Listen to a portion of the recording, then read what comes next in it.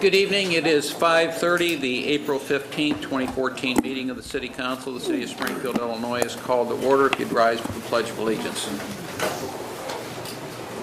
I pledge allegiance to the flag of the United States of America and to the republic for which it stands, one nation, under God, indivisible, with liberty and justice for all.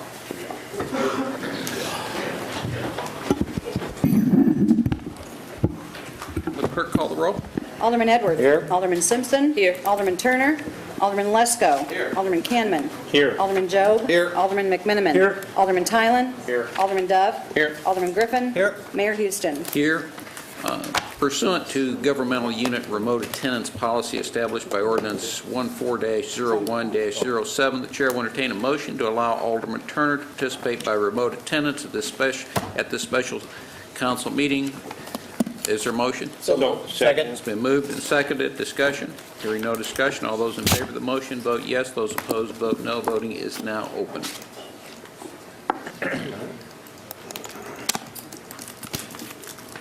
Motion passes 9-0. If you'd like to. Alderman Turner. I'm here. All right. I've noted your attendance. Thank you. You can stay on the line. Okay, before we get into the zoning agenda, we have a scholarship presentation tonight from the Illinois Municipal Utilities Association. Doc Bueller, who is the Senior Vice President of Governmental Affairs for the Illinois Municipal Electric Agency, is here tonight to represent the Illinois Municipal Utilities Association and City Water, Light, and Power in this award announcement. Harrison Williams is a student from Springfield High School, is also here. And if Eric Hobby would like to come forward and also represent CWLP, or... Eric's not here. Okay, Craig Burns, would you like to come forward? Craig will do. Craig doesn't have a script, so. That's quite right. Good to see you. Harrison, on behalf of the If you Illinois use the Municipal microphone. Utilities- On behalf of the Illinois Municipal Utilities Association and, of course, the City of Springfield, which is a member in good standing of our trade organization, which represents more than 60 municipal utilities across the state of Illinois, it's a real pleasure for me to present $500 scholarship from the Association to Harrison. Each year, we present 4 of these scholarships. This year, the task was to write an essay on some aspect of the utility industry, and Harrison did a wonderful job writing a critique of the problems that our public utilities, our municipally operated systems, are facing in the graying of the workforce. We are all getting older, and it's getting harder and harder for us to replace good people, and Harrison gave some very, very good thought to that. So Harrison, I want to thank you for your essay, and I want to congratulate you on this award, and wish you good luck at Georgia Tech.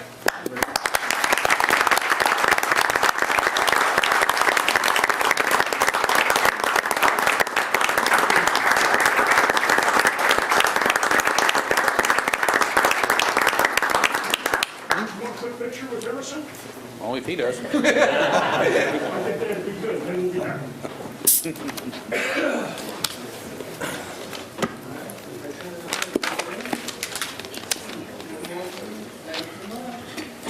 Thank you, ladies and gentlemen of the council. Thank you.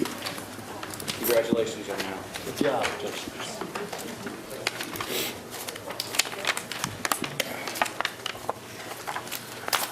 Just might add a couple things. Number one, Harrison ranks number 1 in his class of 298 students at Springfield High School. He is also a two-sport athlete, and I believe was the captain of the football team. One of the co-captains. So you have someone who is not only academically prepared, but has also proven himself to be an outstanding athlete here in the city of Springfield. So congratulations. You represent both the city of Springfield as well as Springfield High School very, very well, and we wish you best for your future endeavors. Okay, we'll move on to the zoning agenda. The first item on the agenda is docket number 2014-002 for property located at 1737 North 14th Street. The petitioners are Margaret and George Richard. The present zoning classification is an I-1 Light Industrial District, Section 155.040. The requested zoning relief is reclassification to I-2 Heavy Industrial District, Section 155.041, and a conditional permitted use pursuant to Section 155.041, conditional permitted uses in an I-2 Heavy Industrial District, automobile dismantling and wrecking establishment to allow petitioner to dismantle cars for processing and recycling. The Springfield-Sangamon County Regional Planning Commission recommendation is denial. The Planning and Zoning Commission recommendation is to deny the petition as submitted. The chair will entertain a motion. Mayor, the petitioner wishes to withdraw the petition. Second. Is there a need for a motion if they just withdraw? My understanding, the petitioner is in the audience. Yeah, the petitioner is here. Okay. It would probably be better form for him to come up and, on the record, acknowledge that he's withdrawing the petition. You want to just come up? Mr. Richard, would you just come up and just indicate that, for our record, that that is the case?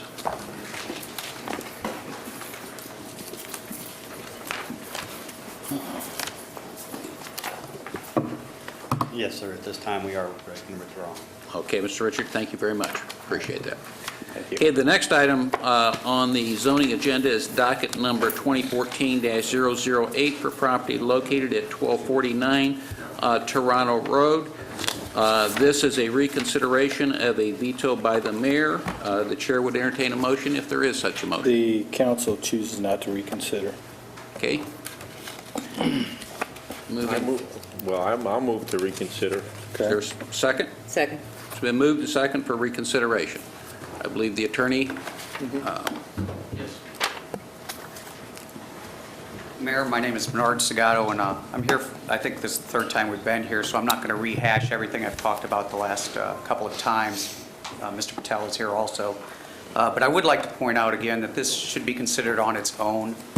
It's a unique spot at the Toronto Road. There's a Maui's Q is there, Pier 55 is there.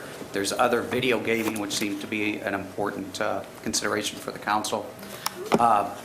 That's already there. This particular place is not going to change that area, that locale. There's plenty of parking. Mr. Patel's petition should rise or fall on its merits, not on what the concerns might be for a future petition. This particular, the concerns seem to be specified about the video gaming. I think it's important to realize that Corkscrew, which also has the pouring license that we're asking for, already has the video gaming. Also, not in the city of Springfield, but that my client is competing with are places like All About Wine, which has video gaming, and also the 709 store on Dirksen Parkway, which also has video gaming. So it's putting a Springfield business to the detriment of the local businesses if this petition's denied. As I've stated before, he's going to hire 2 more employees. That'd be 2 more jobs for the city of Springfield, and there'd be additional revenue for the city. And I welcome any questions, but as I said, we've talked about this several times, so. Thank you. I'd like to speak in favor of the motion to override. I think this veto is another anti-business move by the city, if we approve it by the city council. This is not, I don't see this as an attempt to circumvent the law. The law clearly provides that anyone who has a license to an alcohol license or liquor license that enables them to pour by the glass, they can get a video gaming license. So I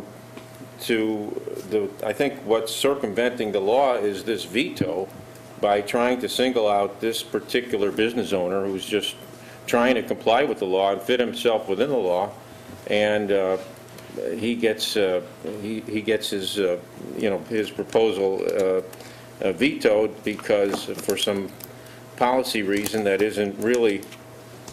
It's stated to be a circumvention. The reason is stated to be a circumvention of the law, but it's not. He's within the law. It also gives the packaged liquor stores like Corkscrew that already has this license and has video gaming a monopoly, because now if this policy continues, no one else will be able to do what Corkscrew is doing in the city of Springfield, and I think that's unfair to this citizen and unfair to other business owners that might seek this kind of license in the future. And my only response to that would be that a packaged liquor store is a packaged liquor store. It is not a store that pours. And I think that if we open it up for this, we open it up then for all packaged liquor stores in the city of Springfield to be able to get licensed to pour and have video terminal games. Well, it's a little late for that. We've already opened it up. We have given such a license to the Corkscrew and perhaps other packaged liquor stores. And that was given probably 10 years ago. Well, whatever. It is what it is. Further discussion? Hearing no further discussion, all those in favor of the motion, vote yes. Those opposed, vote no. Voting is now open.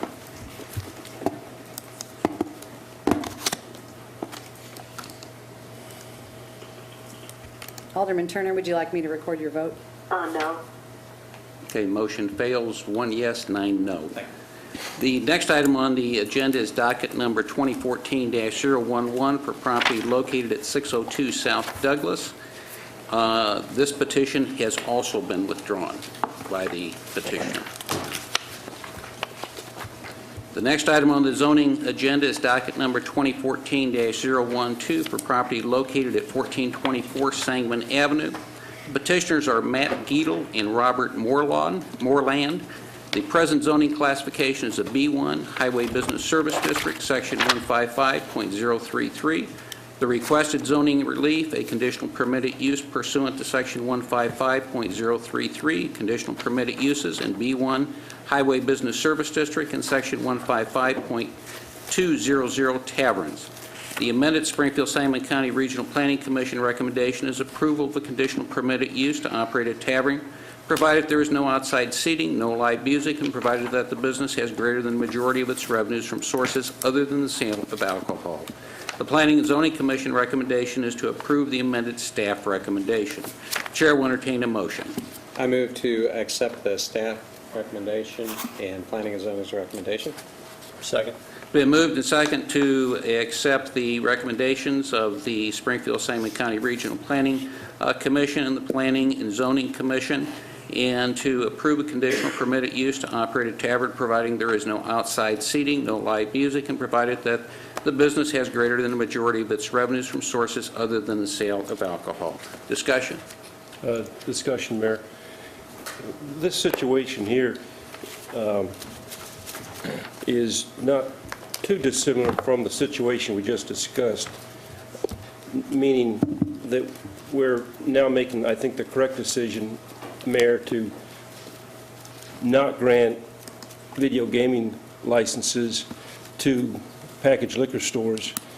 This situation here is just a variation on that theme, meaning that we've had probably 10 to 15 establishments that really are gaming parlors, but they get a liquor license to justify having video gaming terminals within the establishment.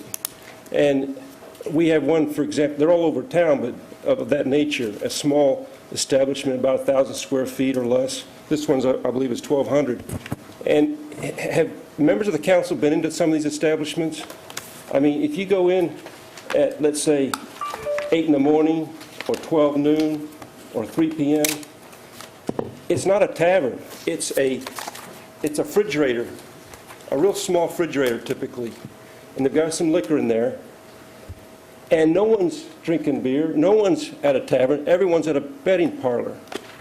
And just like the packaged liquor is properly a deviation from the General Assembly legislative intent, these betting parlors, gaming parlors, are in the same nature. And unfortunately, the council, we've gone down a path already with these, so it's hard to close the door. But I admire Frank Edwards, Alderman Edwards, and Alderman Joe taking the initiative, taking some leadership to now try to close the door on these. And I think that's the kind of leadership we need.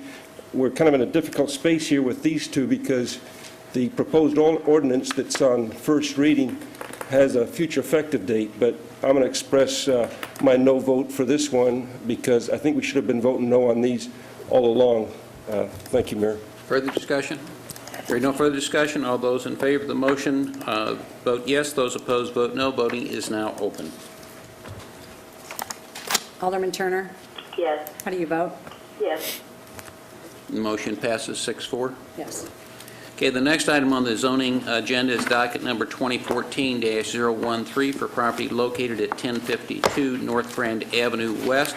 The petitioner is Matt Giedel. The present zoning classification is an S1 Neighborhood Commercial and Office District, Section 155.030. The requested zoning relief, a conditional permitted use pursuant to Section 155.030, conditional permitted uses in S1 Neighborhood Commercial and Office District, and Section 155.200, taverns and microbreweries, and a variance of Section 155.200, taverns within 100 feet of a residentially zoned lot. The Springfield-Sangamon County Regional Planning Commission recommendation is approval of a conditional permitted use to operate a tavern, providing there is no outside seating, no live music, and provided that the business has greater than a majority of its revenues from sources other than the sale of alcohol, and approval of a variance to operate a tavern within 100 feet of a residentially zoned lot. The Planning and Zoning Commission recommendation is to deny the petition as submitted and approve the amended staff recommendation. Chair will entertain a motion. Move to accept the recommendation of the Planning and Zoning Commission. Second. It's been moved and seconded to accept the recommendation of the Planning and Zoning Commission and to approve the conditional permitted use to operate a tavern, providing there is no outside seating, no live music, and provided that the business has greater than the majority of its revenues from sources other than the sale of alcohol, and approval of variance to operate a tavern within 100 feet of a residentially zoned lot. Discussion. Hearing no discussion, all those in favor of the motion vote yes. Those opposed vote no, and voting is now open.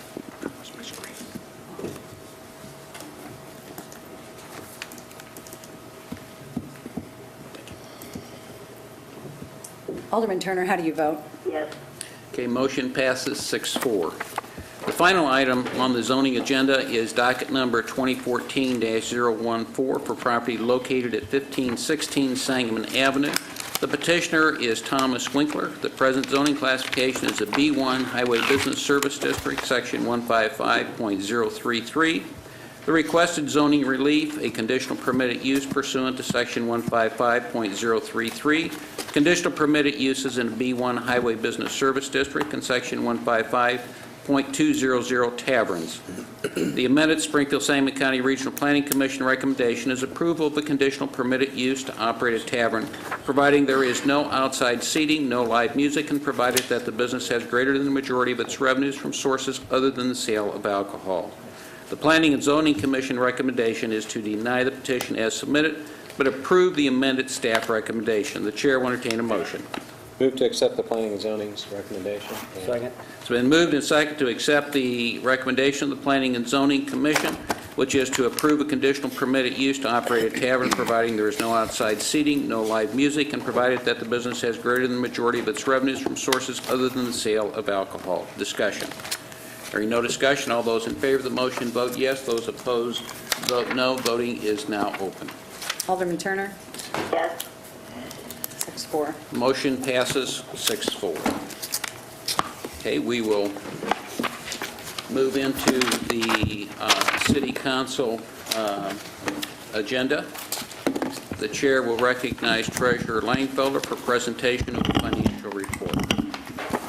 Thank you, Mayor. The Corporate Fund Monthly Cash Report for the month of March, we had a beginning balance of $3,517,970. Receipts for the month totaled $10,785,512. Disbursements for the month of March totaled $7,702,441. So our ending cash balance in the corporate fund at the end of March totaled $6,601,041. Chair will entertain a motion to approve the financial report. Moved. Second. Second. Discussion. Hearing no discussion, all those in favor of the motion say aye. Those opposed say nay. Motion carries. The chair recognizes Chief Utility Engineer Eric Hobby of the Office of Public Utilities for a brief presentation regarding CWLP finances.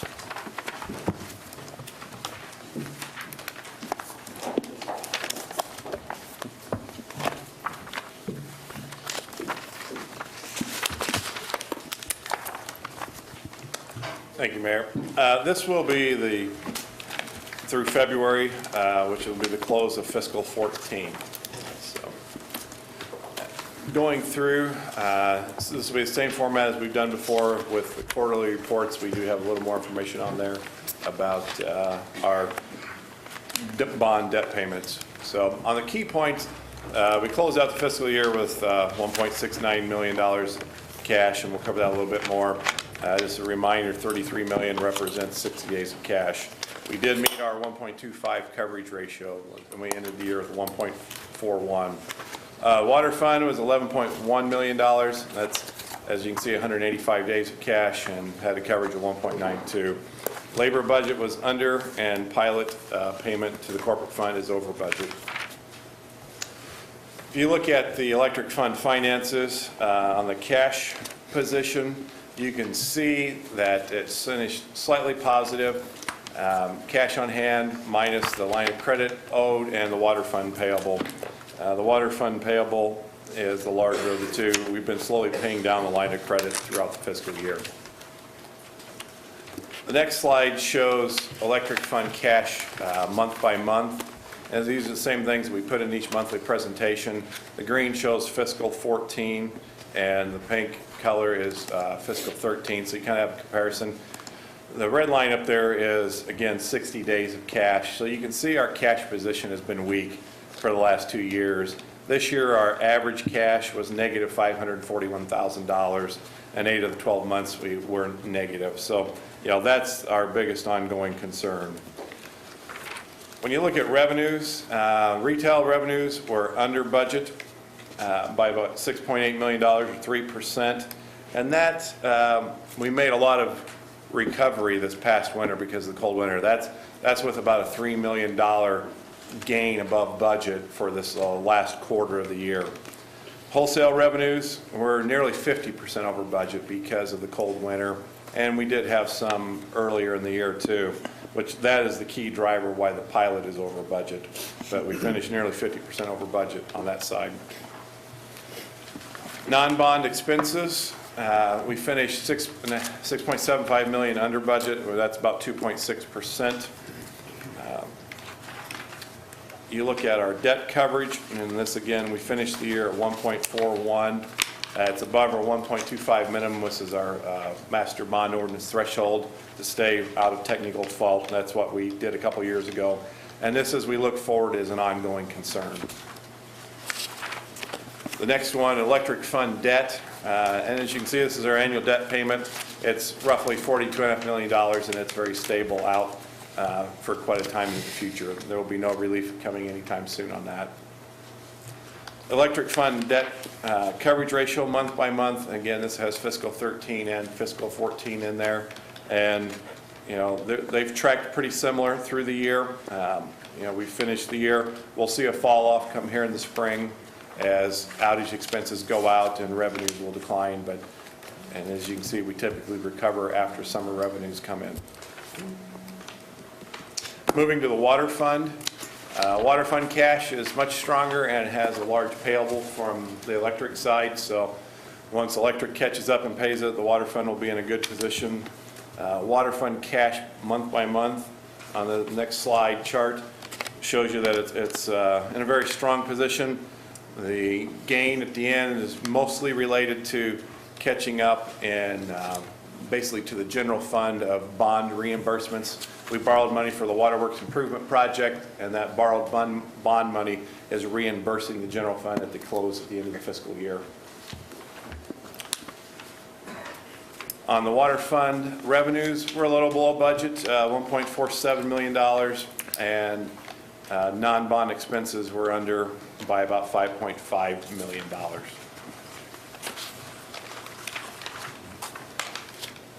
Looking at the water fund annual debt service, again, it's pretty level going out into the future. There will be a relief in about 6 or 7 years where there'll be a slight drop, but for the most part, it's pretty level debt payment.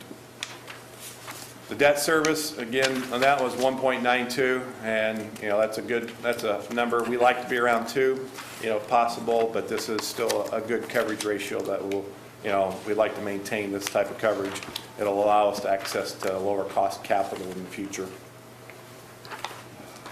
The labor budget, Looking at the water fund, it finished the year slightly over budget by about $80,000, and mainly that was due to this last quarter main breaks because of the frozen water lines. We had a lot of overtime in the last quarter.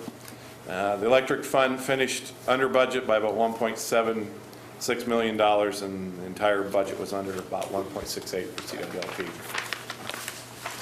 Looking at the pilot payment, this is the part that had pretty good impact from the wholesale side. We ended up about $2 million over budget from what the budget expectations were. And again, the main contributor there is wholesale power. So it was nearly 30% over budget. Questions? Okay. If there are no questions, the chair would entertain a motion to incorporate the pre-council first reading of ordinances into the record of this council meeting. So moved. It's been moved and seconded. Discussion. Hearing no discussion. All those in favor of the motion say aye. Those opposed say nay. Aye. Motion carries. The chair will entertain a motion to dispense with reading of the minutes of the April 1st, 2014 City Council meeting and approve the minutes. So moved. It's been moved and seconded. Discussion. Hearing no discussion. All those in favor of the motion say aye. Those opposed say nay. Aye. Motion carries. The next item on the agenda is the consent agenda. The chair will entertain a motion to incorporate the pre-council reading of the consent agenda into the record of this council meeting. So moved. It's been moved and seconded. Discussion. Yes, please. I would like to be recorded as voting no on 2014-158. 158. 158. Further discussion? Hearing no further. Excuse me, what does 158 pertain to? Double A license. Thank you. Madam Clerk, please cast me as a no vote also. Further discussion? Hearing no further discussion, all those in favor of the motion say aye. Those opposed say nay. Aye. Motion carries. The chair will entertain a motion to place the consent agenda on final passage. So moved. It's been moved and seconded. Discussion? Hearing no discussion, all those in favor of the motion vote yes. Those opposed vote no. Voting is now open. Alderman Turner? Yes. Motion passes 10-0. The chair will entertain a motion to remove agenda number 2014-109 from committee and place it on the debate agenda. So moved. Mayor, what does 109 pertain to? That's the Napa Auto Parts. Thank you. Is there a second? Second. It's been moved and seconded. Discussion. Hearing no discussion, all those in favor of the motion say aye. Those opposed say nay. Aye. Nay. Nay. Gage, vote. All those in favor vote yes. Those opposed vote nay or vote no. Can we have some discussion on this, Mayor?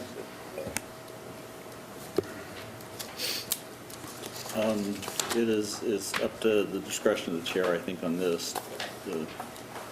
Okay. For all those that are thinking of voting yes on this motion, would recommend and ask that we make a motion for discussion of this ordinance, and then after, following the discussion, we can entertain a motion to place on debate at that point in time. Further discussion? I think that's a good, if that's a motion, I would second it if it's in order. there's a motion. With the Right motion now, and there's a second motion on the floor. Okay, so I guess that motion would have to be withdrawn. Well, I'd recommend I that think the vote be no on the basis of explain. Further discussion? Hearing no further discussion, all those in favor of the motion say aye. Those opposed say nay or vote yes. And those opposed vote no. Alderman Turner? Yes. 5-5. Motion passes 6-4. 6-4, yes. Okay. Agenda numbers 2012-123, 2012-376, 2013-174, 2013-376, 2013-397, 2014-022, 2014-2024, 2014-085, 2014-114, and 2014-157 remain tabled or in committee. The next item on the agenda is 2014-109, an ordinance authorizing execution of an integrated supply agreement between Genuine Parts Company doing business as Napa Auto Parts and the City of Springfield, Illinois, in an amount not to exceed $3,750,000 from March 1, 2014 through February 28, 2017 for the Office of Budget Management. The chair will entertain a motion to place agenda number 2014-109 on final passage. So moved. Second. It's been moved and seconded. Discussion. Discussion, Mayor. Alderman Plingo. we had a good discussion of this ordinance last week, and I think we're making progress towards getting to a ordinance that we can vote yes on. I think just about all of us want to consolidate our operations. We're pretty far along with that, and we also wish to privatize the parts department operations because of the massive savings that will generate. But we've got problems with this contract, and we discussed some of those problems last week, and some of the problems have been cured, but I'm just going to try to highlight the remaining major problem, which I think could put the city in legal jeopardy. And so that's the basis for explaining this. And I guess the best way to explain this problem is to go to Jay Wavering's letter of February 28, 2014, which we all have in our packets from way back when. But that letter by our purchasing manager says that we can excuse this contract with NAPA doing business as Motor Parts and Equipment on the basis that we don't have to worry about sealed competitive bids. Why? Because our purchases from NAPA will be made off of the NAPA NJPA master contract available for joint purchasing. And what's being referred to there by Mr. Wavering is that earlier in time there was a master contract properly competitively bid that allows units of government like the City of Springfield to purchase off the master contract that was competitively bid. Now the problem we got with this contract that the city has written is that it deviates from the master contract. It's not the master contract. We're not purchasing off the master contract. We're purchasing off the City of Springfield contract that's been modified from the master contract. Now, I think certain provisions of the master contract can be modified, but the real key portion that I think we've got to be really careful about modifying is the pricing plan. Now, and last week, I don't think any of us had a copy of the master contract, and that's something I asked for last week, and we got a copy of the master contract. And if you look at that master contract that was competitively bid, it's got two pricing options. And in our City of Springfield contract that deviates from the master contract, you might remember last week we talked about, by the way, basically we chose pricing plan 2 from the master contract. And that pricing plan 2 of the two options we can choose from is the one that basically allows us to pass through the operational costs and purchase parts at 10% above NAPA cost. Here's a couple of things. Remember last week when we were talking about, well, heck, there's no definition for operational cost in our contract. Well, there was one in the master contract, and I don't know how that could happen, that in our legal work, we somehow took out a whole paragraph on the definition of operational costs, and it wasn't found in our city contract. Our City Corporation Counsel Greenberg has now placed that language back in our city contract.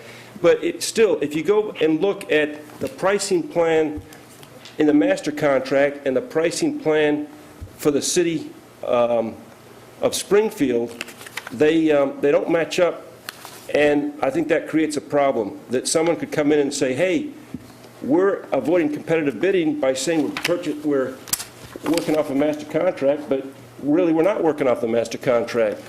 And we're not doing what Jay Wavering said we're going to do. I mean, I'll read the language again from Mr. Wavering. He says, pursuant to Article 38.50 of the Purchasing Code of the City of Springfield, this purchase, meaning we're purchasing parts and we're purchasing business services from NAPA, DBA, doing business as Motor Parts and Equipment. This purchase from that entity is exempt from the city's requirement for sealed competitive bids, as this purchase will be made off of a NJPA master contract available for joint purchasing. So I think we need to just be careful and hold this in committee and get another opinion from our city attorney on this. And we want to be careful. We've been having these 4 separate garages forever, and finally we're going to merge them all into one operation, merge the parts departments into one operation. That's all good, but we've been doing things forever. Holding it up another 2 weeks just to make sure we're doing things right from a legal point of view, I don't think harms anything. So that's the rationale for withdrawing the motion to put this on the debate agenda and to hold this in committee for some further review. Mr. Greenberg?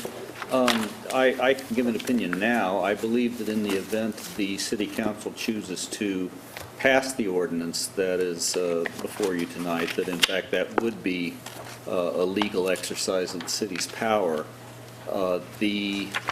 What's been called the master agreement is a template. It is not by itself a legally enforceable agreement. For instance, the title page, which you've received now, it says it's an integrated supply agreement by and between Genuine Parts Company and blank. And there are a number of blanks. As Alderman Committeeman has mentioned, there are 2 different pricing options. So you can't simply adopt the master agreement. You have to make a choice between pricing option 1 and pricing option 2. Finally, you are adopting this contract by exercise of your ability as a home rule municipality to pass an ordinance. Now, the last ordinance in time will overrule everything to the contrary that's in the city code, because the city code, when you get down to it, is an ordinance. And an earlier city council cannot bind a later city council. So the last ordinance passed in time, in the event that the city council chooses to adopt this contract by ordinance, takes care of anything else. Now, there's the policy issues, but I think it's been addressed by staff before, that as to the policy issues of having a vetting and having a situation where you're trying to get the best deal for the taxpayers, that we believe that that has been settled from a policy standpoint by the NJPA process of asking for competitive requests for proposals from the various auto parts company that it went through back in 2011. Mayor, Alderman can I Cameron. ask council a question? Okay. Council, are you saying then that this provision in Article... Mr. Alderman Cameron, will you yield for just a second? I'd like to... I'll yield. Thank you, Alderman Cameron. Corporation Council, I'm surprised you're not taking this under advisement. I think this body is subject to the Illinois Government Joint Purchasing Act, which is a legislative act of the General Assembly, and it's only by virtue of that act that we are even allowed to come in under a Joint Purchasing Act.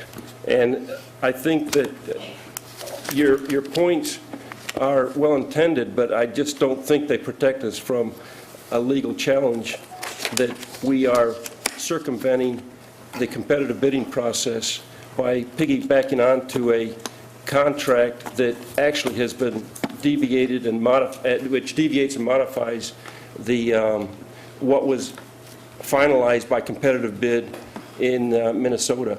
So that's the explanation, and I would just suggest that you think about this some more. Alderman Cameron. Thank you.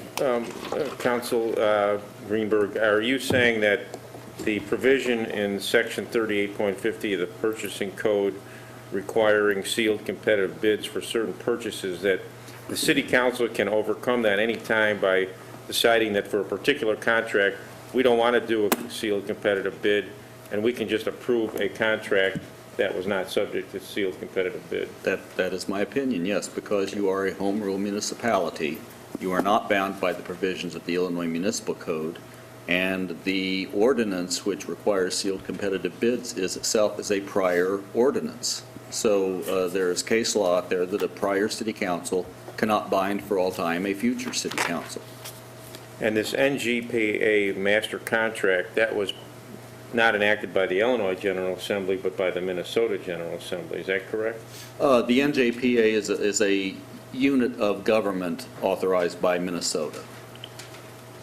NJPA solicited requests for proposals from various entities that were extremely detailed, And then they finally decided, after going through that request for proposal process, that the best proposal submitted was that by a Genuine Parts Company, doing business as Napa. Well, I'm just curious, how does that Minnesota, since we're in Illinois, that Minnesota provision satisfy the provision or the requirements of Section 38.50 when Mr. Wavering, wrote this memorandum on February 28th? That was before I was with the city, I don't know. But what I'm saying is that in the event that that's irrelevant, because the city, by its actions, if it chooses to enter into this contract, is not violating it is not going outside its authority. Okay, thank you. I do have a few questions on other subjects. I could hold those or ask them later. Alderman Simpson? Okay. Based on what Mr. Greenberg had said, it seems like the horse was put before the cart in this instance. I would have thought that we would have had an opportunity to voice our opinions as to whether or not we wanted to do one thing or the other. Well, and you still have that ability by voting up or down this ordinance. Again, it would have been much more expedient in my mind and allowed the members of this body to determine which way we wanted to go had we been given that opportunity on the front end long before everything that's gone through with this contract has gone through. And now some would say probably we're at the 11th hour. And that doesn't allow us, I think, the opportunity to start all over again with the bidding process. Because I would much rather have had this entire process bid out the way that we normally do. And if Napa rose to the top, so be it.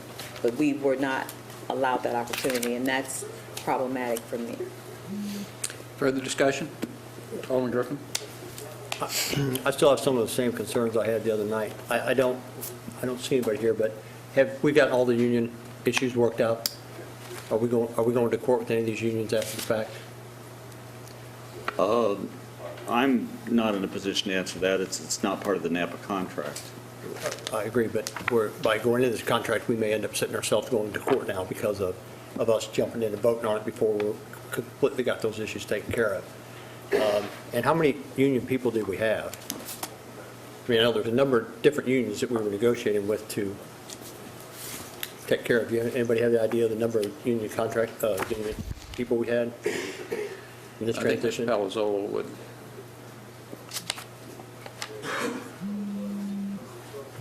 There are 4 contracts, 2 locals and 1 contract. We have an MOU from Machinists, the largest. I think they have 17 members that's going to be affected. We have a tentative agreement with ASPE, which is 2 locals, and that we'll be bringing to the city council. How many is that? How many is on that contract? Pardon me? I just need how many, 2 ASME employees or 2 different contracts? No, 2 locals in ASPE. I want to believe that we're talking, I believe one is 10? I think, 10. 10 in Yes. one and maybe 2 in the other or something like Yeah. that. Exactly. And don't hold me to that because Ms. Palazzolo's got a better idea, but that's the 2 Well, numbers I remember. There's 4 members, 5 members at the police garage, and there's 6 members at the public works, so there's 11. And some of them in the agreement will be staying with public works. And them 2 agreements that we have 10 of the agreements with, that the union members are taking care of. I believe she's negotiating with fire, and I believe she's negotiating with 1 person from the operators that is at Public Works. So 30. And none of them are part positions. Well, my concern the other night was, we're doing this whole thing because we all think it's a good thing, and again, I think maybe we're rushing a little fast trying to hurry up and get this through because we all worry about headlines and making a press conference about, look, we're saving money, look what we're doing. We have 35 people, that kind of, you told me here, that we're taking care of because we know we have to do so. We also have 3 or 4 more that we talked about the other night. First, we thought there was 4. Then we were told there's 3, that those people won't be real happy that we're having a press conference, but they're going to lose their houses. Well, We have some longtime employees that have been here, and I think the bad will we show as to our employees of the city does not help with morale around here at all. And I think by waiting, going a little slower, getting this taken care of everyone equally across the board, we'll get a little bit more goodwill and may pay for itself in spades with our employees. well, number one is I made a mistake last week. It is 4 employees. Okay. I misjudged one, so I tell you that right now. So it is 4 employees. Out of the 4 employees, one of them was suggested to apply for another job. Another one took another job and then reverted back to the job that he's doing in this process. And then you'll have to talk to that department to why he was reverted back. That was his It decision, or wasn't that was... underneath my control. Was that a departmental decision, or that was his, or? I It was a he. don't know. You'll have to talk to that department. And I'll be square up with you, Mike. Again, I told you, in the long run, I want this to go. I'm 100% on board with it, I understand that. I want to be able to go home and sleep well at night as well. Again, we've got people that have been here for years and years. Do you have any idea of the 4 employees, how long those people have been with the city? One of them's been here probably 10 years. One of them's been here since 1998. One, I don't have a clue. The other one's been here probably since 2004, so he's probably got right at 10 years. I think one has 23 years. 23 years? Then that's probably the one at the location that's administrative. I think she's actually titled as a inventory coordinator. And in the garage position, there is 3 titles that are non-union that these people have been told to apply for. And that process won't happen until after this vote is taken, I would imagine. Well, it's going to be when we get Maybe. close enough to the consolidation to, I think that we probably will be seeing something come out with job postings for that, probably sometime in May. I mean, again, we struggled through 35 or 40 people real quickly, and we got that all squared away and taken care of, it looks like to me. So, I mean, that's 90% of the way there. Why can't we get the rest of this taken care of? I don't see the holdup. But you'll have to talk to HR with that and when that's coming out. But yes, there is 3 positions that they've been told to apply for that are not union positions, they're non-union. 2 of them be supervisors, 1 of them be administrative clerk. So you feel at least pretty comfortable, I mean, you can't talk on the record, I understand, but you feel pretty comfortable that the last 2 unions will not end up in a court case or something, no? I'm comfortable with 1 of them, the one union with the 4 members. I think I'm comfortable with that we're going to have a resolution with them. The one with 1 person, they're not even talking to us. Mayor? And that person will be offered a job, and he's offered a job to stay where he's at, working not as a mechanic, but in that department. Or he's got the option of being a mechanic and coming over to the fleet. And No, again, but I can't make the union come and talk. and I would not be concerned if somebody came here, again, we've heard time to time, whether it be lawsuits, whether it be whatever, of sometimes we have employees that don't make the grade or employees that don't, end up causing more problem for the city than others. And again, I'll be honest with you, Mike, I couldn't name you these 4 employees that you and I are talking about, that I've talked about numerous times. I don't even know their names. So it's not like I got a dog in the fight here. But again, we've seen, and I think most of us have always backed the administration and/or any of the department directors that say we got a rogue employee, we need to move in a different direction. I think we've always been good about backing that. I have not heard one thing about any of these 4 employees that makes me believe that these are bad employees. So, I mean, if we treat our good employees this way, What kind of message are we sending out there to these guys and gals? Well, the sooner we get this Napa thing to rest and move forward with the parts room, the sooner that we can get to them issues, and the sooner I can start talking to people and start doing interviews and post jobs. And this is the final holdup, us getting this garage consolidation put together, and then the people. And like I said, again, this only affects one person. It's in parts now.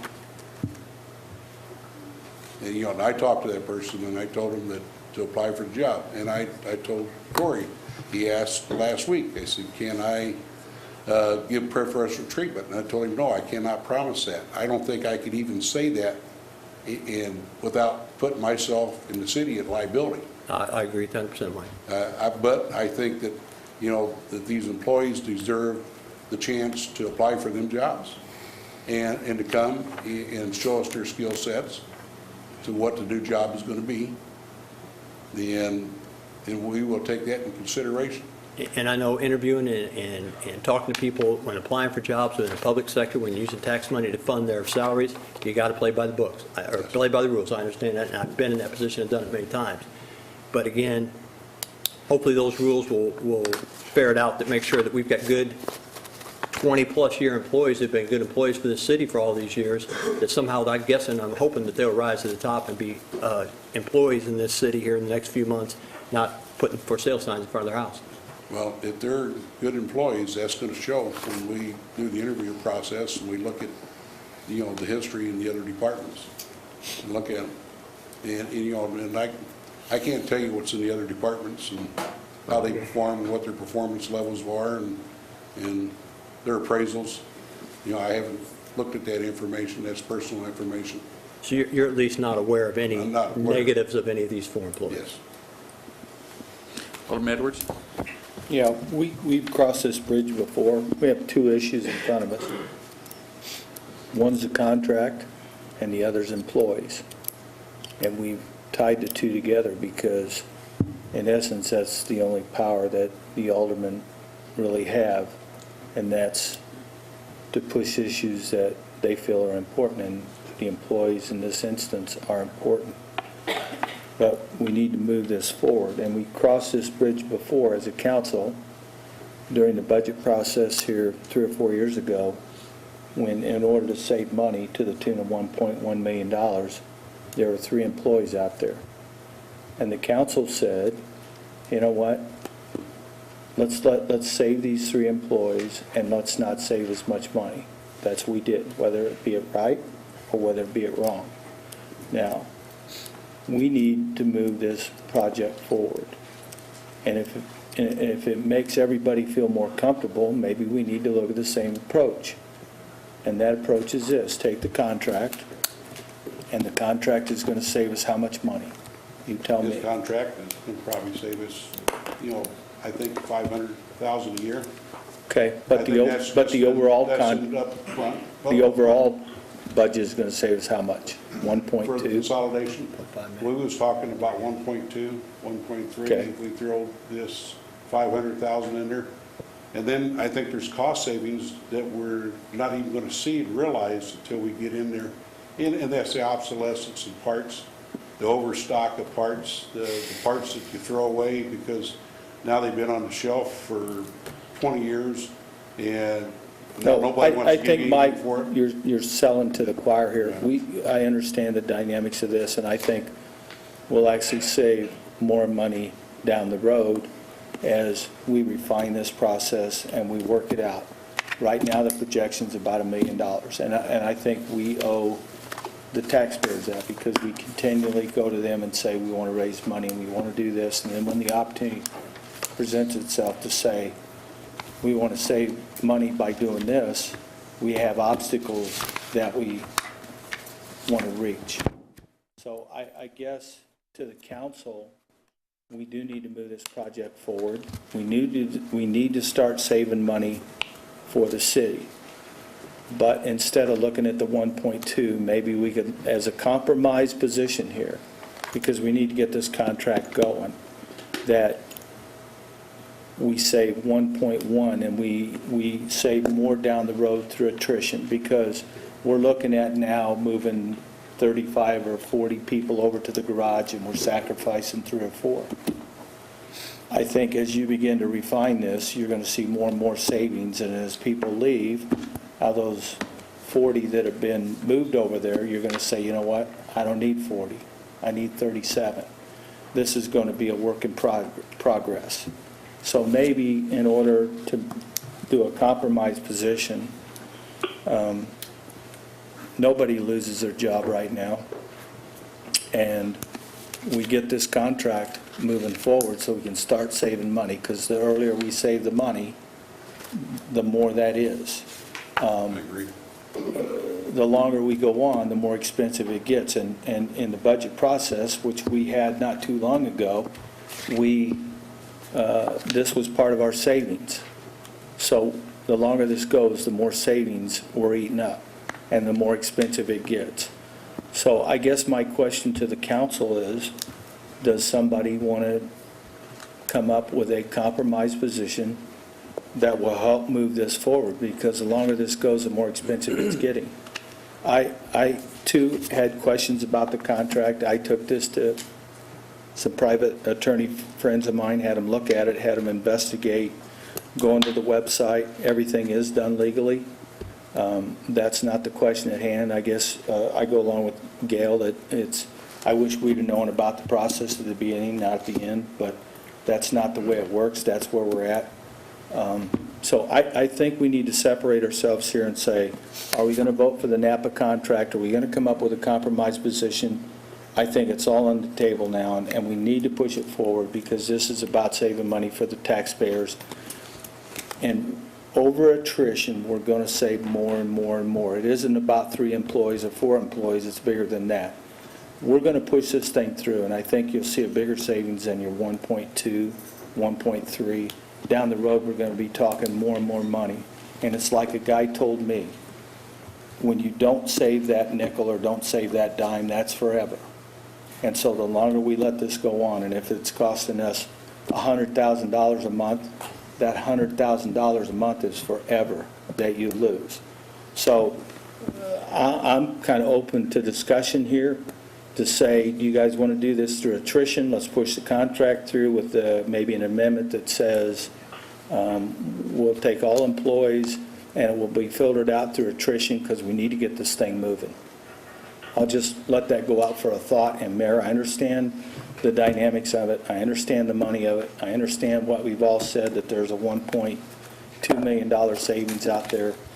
But instead of working toward that savings, we work toward a larger savings. And that includes what Alderman Dove says, that sometimes you can't put a money on morale, you can't put a money on employees and the morale it does for that. So I guess I'm saying, guys, I think you're at a crossroads here. We can keep this 2 weeks, and the 3 employees or the 4 employees will still be the same issue. We need to get beyond that, and how we get there is working together and pushing this stuff out there. So if you want to come up with the compromise, now's the time to do it. Well, I would suggest that, first of all, it is a work in progress. Now, there's 2 things I do want to point out. Number one, we've already saved $1 million a year on this by taking the 4 garages, and just through the attrition over the period of time we started, when you add it all up, we're $1 million under without even getting into what we project we're going to save. Second thing is, I would like to point out that one of the things that Mr. Palazzolo did was that he asked each of the 4 garages to come up with the 50 parts that they use the most. So he got each of those 50 parts from the 4 garages in terms of what we use from an historic perspective. Put together a list of just a little over 170 items that we use an awful lot of. And then he looked at what we were paying for those 170 items, and then took that to Napa and compared what we would be paying if we had bought it from them. The estimate was $200,000 for every $1 million we're spending. So, I mean, there is direct cost savings in terms of going this direction. I don't think we can guarantee jobs. The reality is we have some jobs to fill, and the employees who have not secured positions right now will be given every consideration.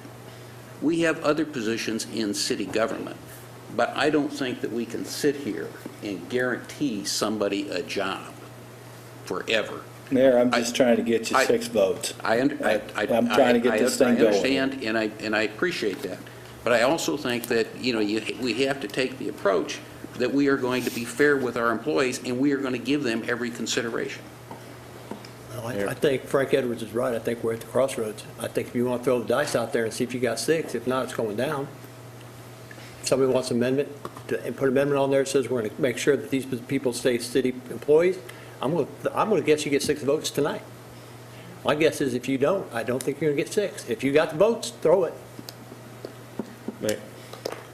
Well, first of all, I'm a very strong supporter of this garage consolidation and of what's trying to be done with the parts department here. But I do agree with Alderman Simpson that the council should have been consulted before this process started as to whether we wanted to try to do this by competitive bid or take the approach that the administration took, which was just to negotiate this contract. I think, to do what the Corporation Council suggested now and just vote it down so we can do competitive bidding, at this point, I think we're kind of beyond that. But I did want to ask a question of Mr. Palazzolo. In the ordinance, Resolution 2014-109, it uses the period of, for this, of March 1st, 2014 through February 28th, 2017. Now, we're already at April 15th, so we're a month and a half after March 1st. Should we change this to from May 1st, 2014 to April 30th, 2017? Absolutely. We should, when we do this contract, the contract will be from the day that we sign it. Okay, so would you... So that means that we have to get all the approvals. It has to go to legal. Legal looks it over. That process could be a week, 2 weeks. Okay, well, I'm going to make a motion then that everywhere in this resolution where it says March 1st, 2014 through February 28th, 2017, that be changed to May 1st, 2014 through April 30th, 2017. I don't know that we would have the May 1st date.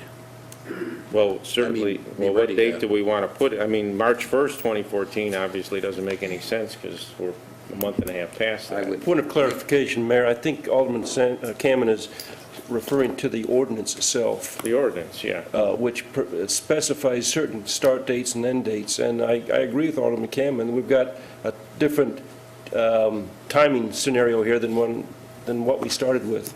And so more work needs to be done on the ordinance to clarify the dates, the start date, and the end of the 3-year period date. Well, if you agree with me, you should second my motion to amend. I don't want to pass anything tonight, Sam. I think it's premature. We got another example of some cleanup work that needs to be done. All right. Well, I have some other questions, and if the council chooses not to deal with to pass that amendment on Section 3 in the term, it says that. The agreement shall be for a 3-year period beginning on the effective date. Upon expiration of the initial term, this agreement shall be renewable by notice and acknowledgement between both parties. And then it says for successive 2, and then the number 3-year term. So to me, it's not clear here. It's 2 consecutive 3-year terms. Well, then the word consecutive should be inserted there because it's not there. At least not in the version that I have. It's 2 3-year terms. Okay, this may be not the final version. Okay, all right, well, that deals with that one. And then,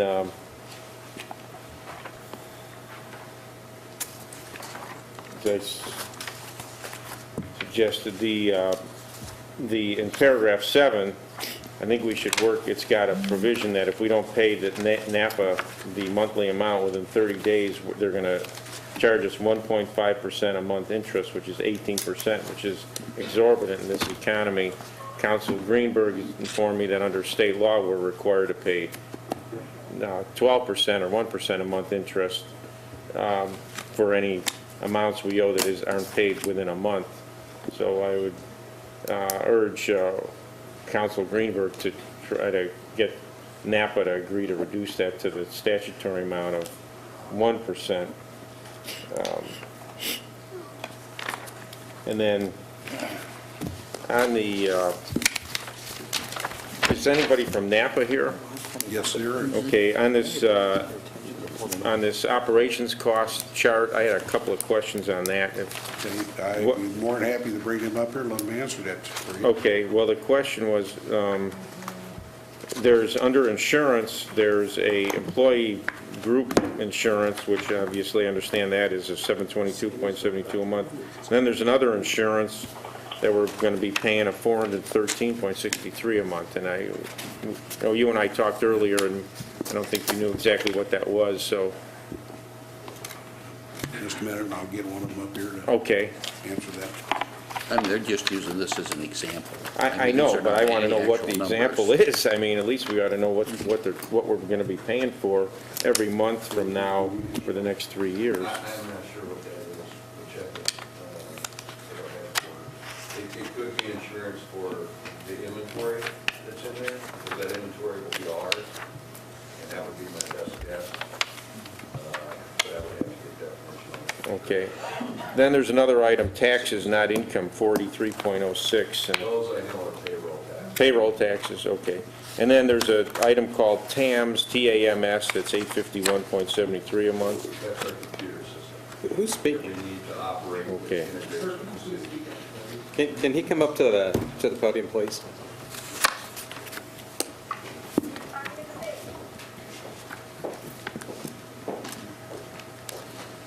And if you'd introduce yourself. My name is J.T. Toft, and I live at 1993 Old Farm Avenue, Petersburg, Illinois. I'm Mike Picardi, I live in the city of Chicago with Genuine Auto Parts. I am the Midwest Division Manager for Vendor Managed Inventory Projects. You're from the National Napa? Yeah, I And then work you- for the Midwest Division of Genuine Parts Company. Okay, and the other gentleman is, you're from the local company here in... My office is here in Springfield, has been for 24 years. But to answer your question on the TAMS, that is our, it stands for Total Automotive Management System. Okay. It is our computer system, which is set up to integrate with the system Asset Works, I believe it's called, and that's what that is. And once this operation gets going, will you have your own computer system that you'll be used for keeping track of and ordering parts and so on. Will City of Springfield officials be able to interface and get into that computer, your computer system, and look at whatever they want, or at least monitor, you know, what's going on? Through Asset Works, they would be able to do that. Yeah, what we will do is we do in all of these government operations that we have across the country is we'll integrate the two systems. So what you're purchasing here is the proprietary software that is used to run the Genuine Parts supply chain.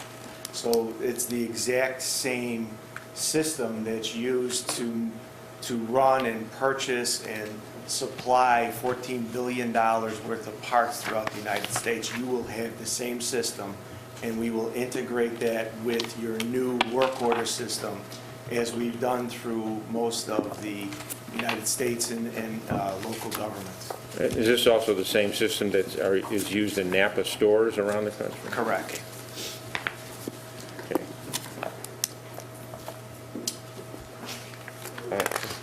Well, I don't have any more questions, but I do have a proposed amendment. Okay, could we, I understand that Alderman Turner would Oh, okay. like to make a comment. If Alderman Turner?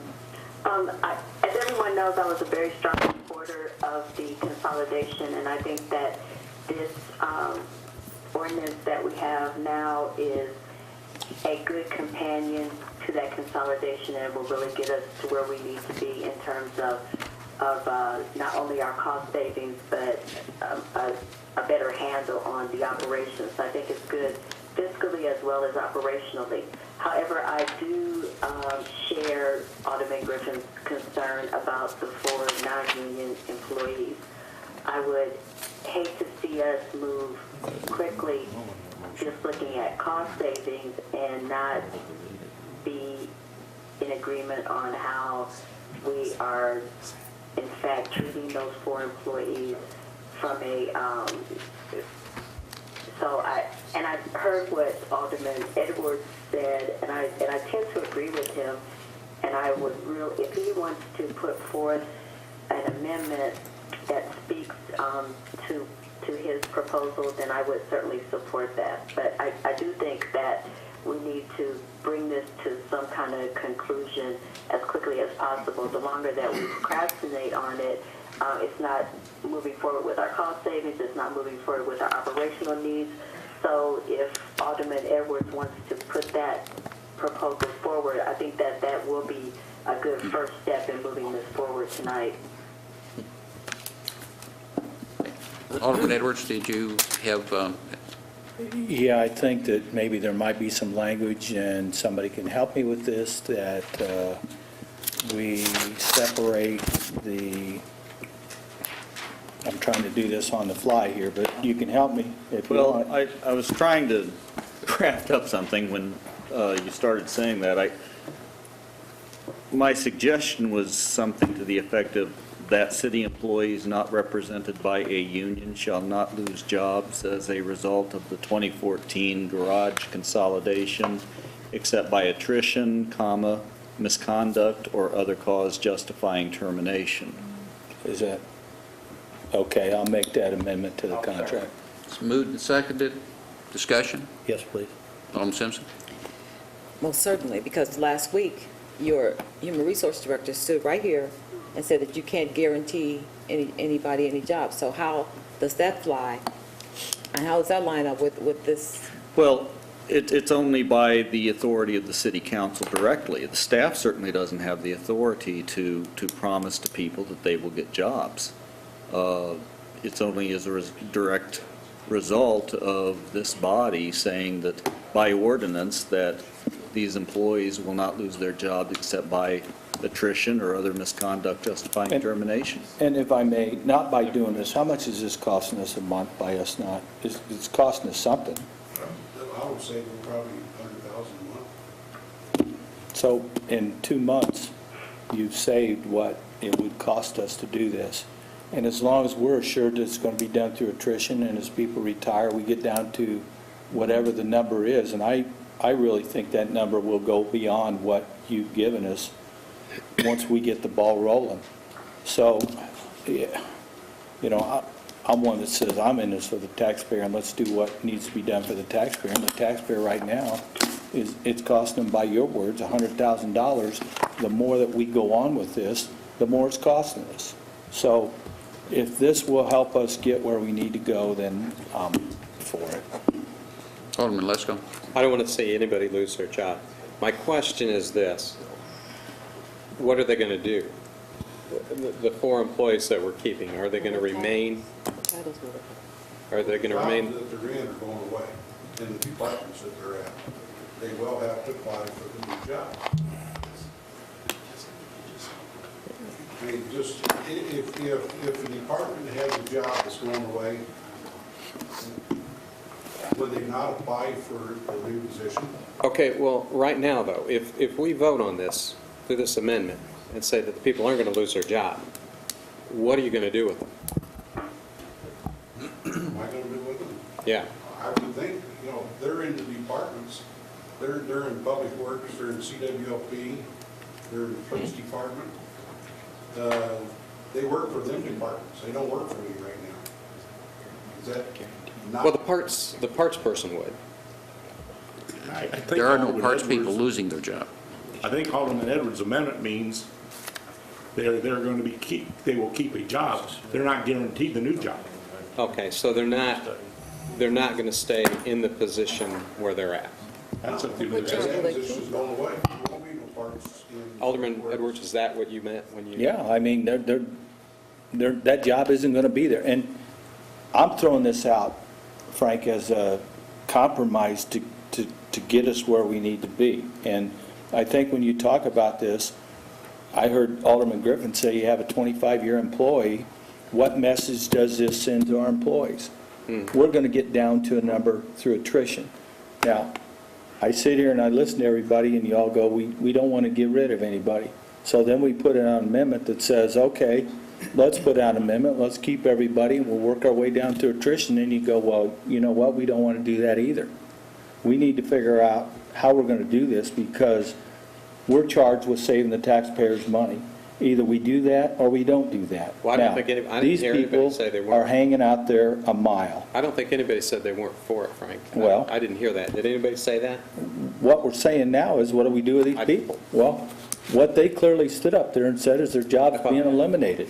And we didn't want to vote for it because we're eliminating positions. So now we put out an amendment that says, okay, let's keep these people and we'll do it through attrition. And now we don't want to do that. These people are going to be in these departments, and they'll either find something for them to do, or they'll put them off layoff status until there is something for them to do. I mean, that's how we have to work with our employees. But I guess I don't understand. I thought I had the floor there. But I guess what I'm trying to understand here is that if they're not going back to the jobs that they had, I just want to know what we're going to do with them. I, too, am very concerned about the people and their jobs. I'm also concerned about the taxpayers' money. I mean, we can't just have somebody working and sitting in a chair. We have to have some sort of plan about where they're going to go to and what they're going to do to earn their money that we're making. So, I mean, it's a twofold question. Yes, I want to save the taxpayers some money. This consolidation is a good idea. I think we're going to save a lot of money there. Already have. But I want to know where the people are going to go, rather than just saying, well, okay, we're going to keep them, and they probably, not probably, they deserve to know what their fate is. And to sit and say, well, they're going to go on a layoff list, then we didn't do anything. So if we save them tonight and say, hey, they're not going to get laid off, but then they're going on a layoff list later on, that's not doing anything. So let's get it together as a group and decide what we're going to do with them, where we're going to put them. Let's have staff give us a recommendation of what they can do with them, and then make a move on that. I am not saying that I'm against Alderman anything. Simpson. I agree with Alderman Lesko. I don't want to see any employee lose their job either, but I also don't want the city to receive flack from saying we've got employees without titles that are getting salaries. There needs to be a plan, and I appreciate, while I appreciate this amendment, we can't do it on the fly. I think the mayor's office, Human Resources, needs to come up with a plan for these 4 employees. Whatever their titles are now, if they can't transfer to the garage, we need to figure out something. And again, we skirt the process too much in the city of Springfield, and that's why we're here now, because we skirted the process. There needs to be a process in terms of what's going to happen with these employees. You say, I don't know, but, I'm being honest, until they apply for something else, they're not being terminated in the fleet department. They're not working for the fleet department now. Now they work for the other departments. And, we need to sit down, yes, with HR and find out where we can place them. I'm not saying that they can't be placed into the fleet. What I'm saying is, they need to make an initiative to come see us about, what can I do to be in this position at your garage? I mean, some of them have the skill sets. And they've been told that when these jobs come open, to apply for them, that you have the skill sets. But they've been calling you, they've been calling HR. nobody has called me. They've been calling several people. And some of you aldermen have been getting calls because they're worried about their jobs, and rightly so. If I was worried about my job, I would be doing something about it. And if there's a skill set that I needed, I'd be out there getting that skill set, so I'd make sure that I got a job once this thing comes along. They need to do something to help themselves also, I really believe. It's just not something that's handed to them. It's not an entitlement. I think that's what some of them expect to see time. I've been here 20 years, so I don't need to learn anything else. I think what they really need to do is to find out if there's skill sets that they can come over into our location. Why would we not want them? If they're good employees, why would we not want them there? Alderman Cameron, then Thank Alderman you. Edwards. I agree with Alderman Lesko and Alderman Simpson that, no, we don't want to see anybody lose their jobs, but on the other hand, I think this amendment is bad public policy. We're stewards of the taxpayers' money. The taxpayers are compelled. It's not their choice that they pay taxes. They have to pay taxes. They're compelled to do it, and we have to be good stewards of these tax dollars. And to pass an amendment to say that these people are going to be guaranteed jobs come hell or high water, I don't think is good public policy. We should make every effort, the city government should make every effort to try to find a position where these people are needed and can contribute to the citizens of Springfield. But to put a guarantee in this legislation, I think is wrong. This city council passed a Maximus, authorized a Maximus study that was done. The whole purpose of the Maximus study was to find jobs that we didn't need and that we could reduce our force. And the Maximus study was done, and the mayor did let some of those people go, and we knew that when we authorized that. So it's unfortunate, but if you take a look at the head count in city government between now and 10, 15 years ago, it's much less. And I just think, I think this is bad policy, and I'm not going to, and I'd like to see these people stay on with the city, but to guarantee it, even though we don't know what they're going to do, I don't think makes sense. Alderman Edwards. Mayor, I'm going to withdraw my amendment, and since Sam so eloquently said we need to save the taxpayers' money, let's vote on this, because this man just stood there and said it's cost us $100,000 a month, let's go. So I'm going to withdraw my amendment, and let's vote on what's good policy, and that's to vote to save the taxpayers $100,000 with a contract on parks. I'm going to make an amendment, a replacement amendment, which is... Well, Sam, we're not going to go with it. Let's just vote on the contract and let's go. I kind of agree with Alderman Edwards. We've been sitting through this for 2 months. Yeah, but You just said you talked yourself out of your initial statement. You initially said you voted for the Maximus study. I You did. initially said that you support letting go these employees, but then in your next breath, you said, but I want to try to find a way to save these employees. No, I said if we could find a place where You they just are said needed, So we're we going to should. go, I agree with Alderman Edwards. We will sit here every week finding a reason not to vote this up or down. Let's see where everybody stands tonight. If we vote it down, we'll bring it back. I'm sure the administration will bring it back in a few weeks, and we'll go again. I don't have any opposition to voting on it. I just am making a motion to amend this little cleanup amendment that I passed out, which would state specifically that we're authorizing the agreement, we're authorizing... Point of order, I think we're on an amendment. Was there a second? He withdrew his amendment. Thank you. So I'm All right. making a motion for another amendment, which is what I passed out, which is the original ordinance as with the extra words written in, where I'm making reference to that we are approving or authorizing the execution of a 3-year agreement as it was presented to the council this date tonight, and that's adding a section 2 saying that the city council hereby authorizes changes to said agreement in the city's favor prior to execution. So if Mr. Greenberg wants to make some further changes from tonight that are in the city's favor, he can do that without having to come back to the city council. Then I would renumber sections 2 and 3 as 3 and 4. And that's my amendment. Is there a second? Is there a second? Dies for lack of a second. Is there a call for the question? I got a call for question. Okay. All those in favor of the call? I vote no on the call of the question.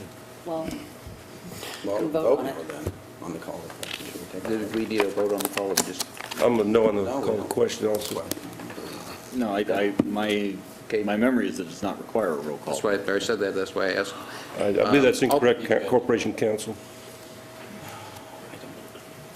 Anyone can request a vote on calling the question. Okay, question's been called. All those in favor of the motion, vote yes. Those opposed, vote no. Voting is now open.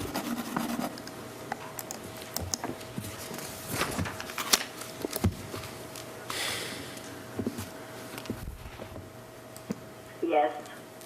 Thank you, Alderman Turner. Motion passes 6-3 with one present.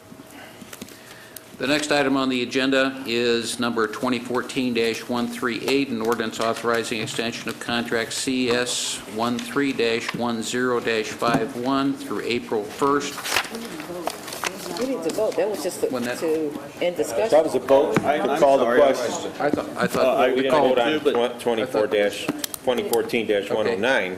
We have to vote on that. Okay, Now it's a vote. now it's a vote on Now that. it's the vote on I was confused Okay. too, but it looks like a majority of the council thought Okay. it was a motion to vote. We have a motion and a second. All those in favor of the motion vote yes. Those opposed vote no. Voting is now open. Alderman Turner? Yes. Motion passes then 7 yes votes, 2 no votes, and 1 present. Okay, the next item on the agenda is 2014-138, an ordinance authorizing extension of contract CS 13-10-51 through April 1st, 2015 with Allied Waste Transportation Incorporated, doing business as Allied Waste Services of Sangamon County, and authorizing additional $143,554 for a total amount not to exceed $287,108 for waste hauling services using single-stream recycling for the Office of Budget Management. Chair will entertain a motion to place agenda number 2014-138 on final passage. So moved. Second. Been moved and seconded for passage. Discussion? Hearing no discussion, all those in favor of the motion vote yes. Those opposed vote no. Voting is now open. Alderman Turner? Yes. Motion passes 10-0. The next item on the agenda is docket number 2014-139, an ordinance declaring 15 unclaimed bicycles being held by the Springfield Police Department's evidence room to be surplus property, and authorizing the Springfield Police Department to donate said bicycles to the Capital Area Career Center. Chair will entertain a motion to place agenda number 2014-139 on final passage. So moved. Second. Been moved and seconded. Discussion? Hearing no discussion, all those in favor of the motion vote yes. Those opposed vote no. Voting is now open. Yes. Thank you. Alderman Motion Turner. passes 10-0. The next item on the agenda is number 2014-141, an ordinance to decrease the number of Class A liquor licenses by 1 and increase the number of Class AA liquor licenses by 1 for King of Clubs Incorporated, doing businesses Berman Street, 1031 South Grand Avenue East. The chair will entertain a motion to place agenda number 2014-141 on final passage. So moved. Second. Been moved and seconded for passage. Discussion? Yes. Alderman Simpson. Mr. Chair, fellow aldermen, I continue to stand in opposition to this increase in licensing. Mr. Clark, the owner, is, by his own language, hoping that this will save his business. I don't believe that it will. He has not presented even a business plan saying a plan how packaged liquor, adding packaged liquor to his tavern will indeed pull him out of what I guess he determines to be a hole.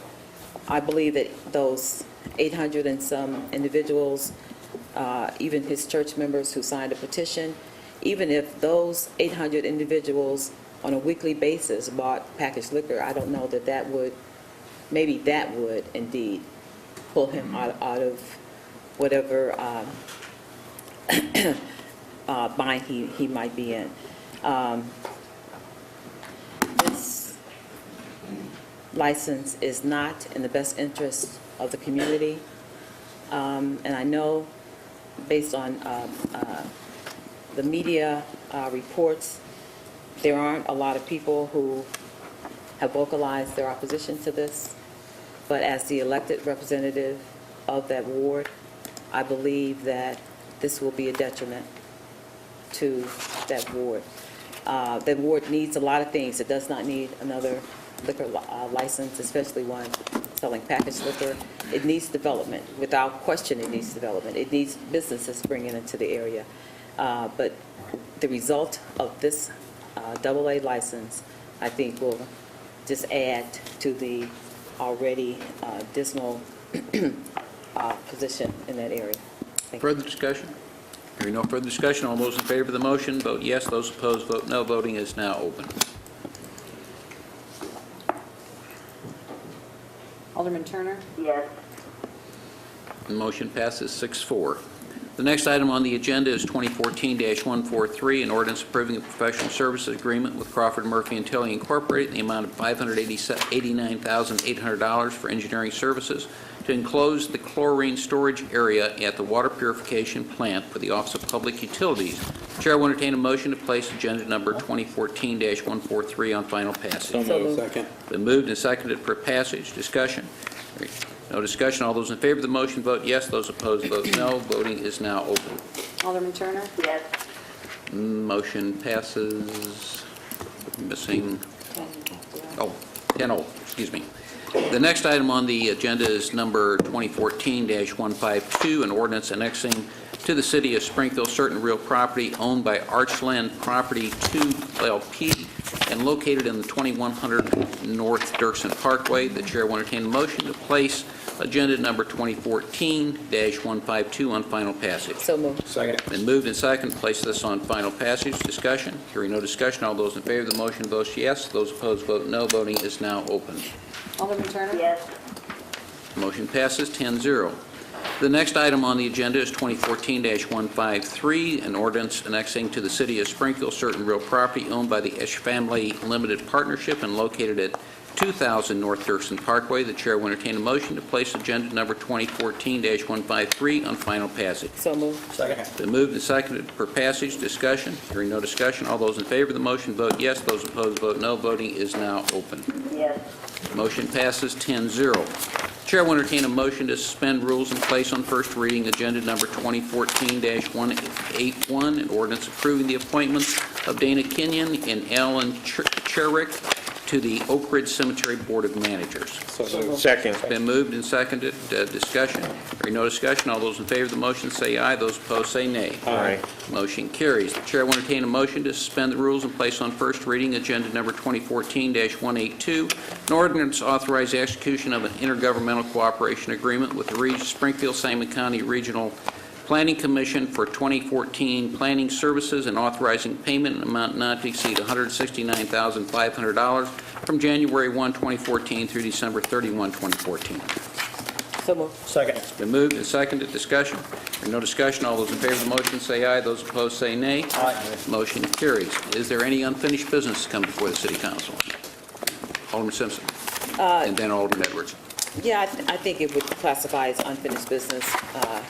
Could I ask Director Tamaris Collins to come up?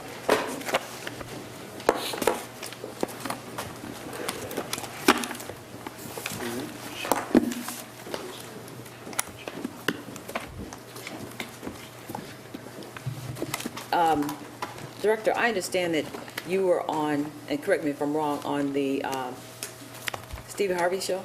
That is correct. Did you go in your official capacity as the Human Resource Director for the City of Springfield? My title was mentioned, but I used benefit time, my own time. Okay. So, and it's my understanding that while you were on this show, there was an employee, Correct? a city employee who was there too also? And you indicated to that city employee that you would go back to the mayor and recommend to him that he promote her? That is correct, but I had already planned, and it had been long in advance of that show, that I was going to do that anyway, And that you were going to promote her anyway? that I was going to seek a promotion for her, correct? Mayor, I have a real problem with that. Were you aware of that? I was aware that they were doing the show, yes.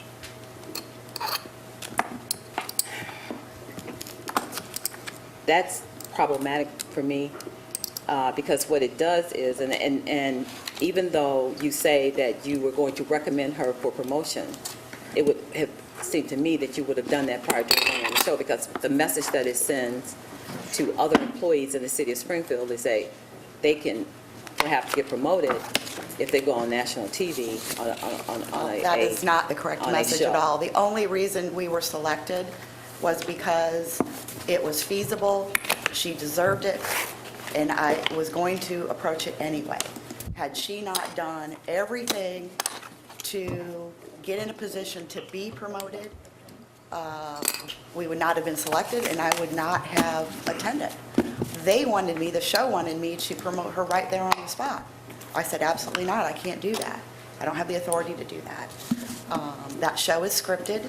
They knew in advance what our position was, and, it was just timing of a couple weeks prior that she reminded me to get it back on my radar. She knew for quite some time that I was going to be doing this, and you're right, I should have done it sooner, but it got put on the back burner. Did this show help pull it back onto the front burner? That's maybe the only thing that it did for me. But again, this is an employee who deserved it outright by her actions, her performance, taking on additional responsibility, her longevity, her reliability. It is not because she appeared on a TV show. Mr. Mayor, again, as an alderman representing the city of Springfield, I take exception to your staff going on TV and exploiting, and that's what it is, because that's what this show basically is, exploiting her relationship with the city of Springfield. And now, nobody else may agree with me, but I think it's just problematic. And I think a little bit unprofessional. Well, I think the idea behind that Steve Harvey. was to try to promote the city. Could you give Good a little things bit at the more? city. Just, some of us have no idea what we're talking about here. and we'd Are you like- familiar with the Steve Harvey Show? I am. Okay. Apparently, the director was an employee. An employee was on the show, and I guess they were talking about what they need to do to improve their chances of being promoted. And I guess Steve had another individual there that talked about how to write resumes and what have you. And now I didn't see the show, but I'm being told that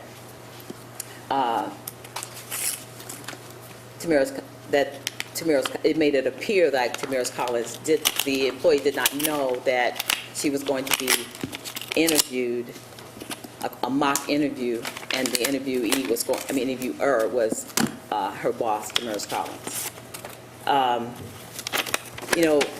I have no problem with us doing things to promote the city of Springfield. But, this is serious business. The Steve Harvey Show is not it's a entertainment show, okay? I don't believe that the hiring process for the city of Springfield should be a part of an entertainment show.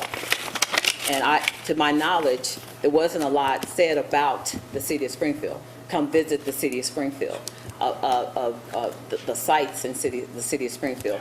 It was more this employee and your staff person talking about getting with you and allowing this individual to be promoted. So has this Problematic to me. already aired? It had or- aired. It aired a couple of days ago. If I may, Please. since I was actually a part of it. The Steve Harvey Show contacted Nathan in our communications department. They were looking for a professional female who was seeking a promotion or wanted to advance. As the HR director, Nathan contacted me and said, "Do you know of anybody in the city?" And I said, "Well, it's funny you say that, the timing of which I have an employee who just a couple of weeks ago came into my office advocating for herself to get a promotion." I had said, thanks for reminding me. I'd been wanting to do that anyway, and I will, made the commitment to her to, reassess that and reconsider that.